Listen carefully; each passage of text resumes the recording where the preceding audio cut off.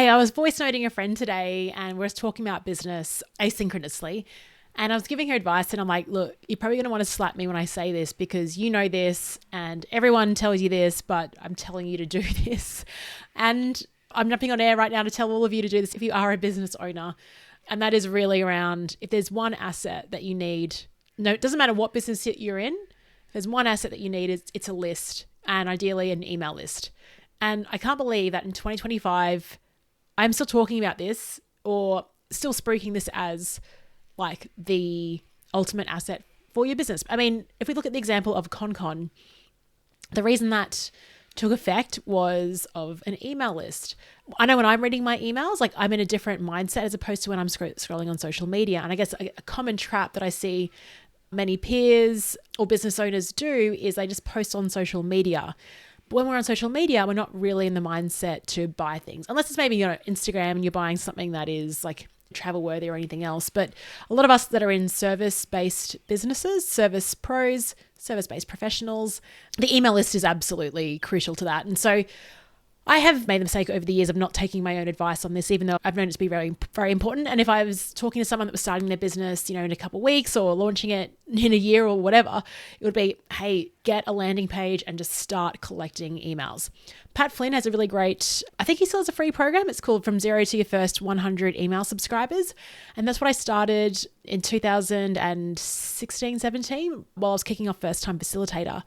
Is that I just went through that program. And the first thing you want to do is just ask people within your network, hey, would you want to subscribe to my email list? So you actually have to manually do the heavy lifting to get people onto that list, and then you'll find that it grows.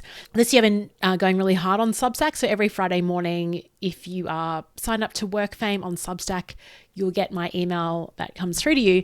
And I've been emailing every day. It's probably the most consistent I've been in the entire 6 years that I've had my business. I've taken a different approach to that in terms of like really thinking around what is some helpful content for someone.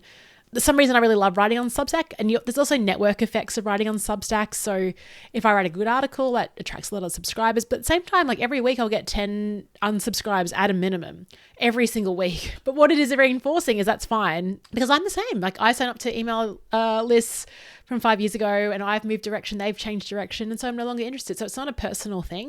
And I think what I need to be very clear about is who I am, what I want to offer, and write for that to appeal to the direction that I'm heading in now. So there's good practice. What I love about Substack is that sometimes I'll take the content from the podcast and I'll repurpose it for longer form articles. Otherwise, I'll think of like, what's a cool idea or what's something that I can share that will be really helpful for someone else. Otherwise, I just write what's really front of mind for me and that might be helpful. But I don't really have there's no niche.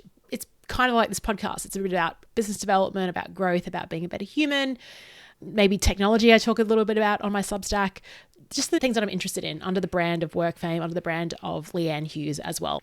So the other thing I'd suggest is a major mistake that I made early on with my email list is I didn't sell to my email list for like 4 years. So I was emailing all this friendly, helpful, useful resources, but I wasn't training my people on my email list that like, hey, this is actually a business thing. I didn't need to because I'd started my email list when I was working internally with a corporate job.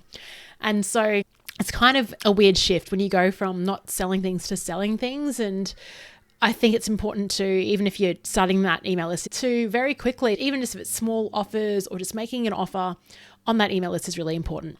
So yeah, this is how I work it with social media. What I used to do is I'd advertise things on social media and expect people to buy. And my main platform is LinkedIn for that. And not a lot of people would do that. So the goal is with posts, and this is why on LinkedIn I have a link under my profile to view my newsletter, is because I want to encourage people onto my email list, because that's where if I have any cool offers, you're the first to know if you're on that email list as well.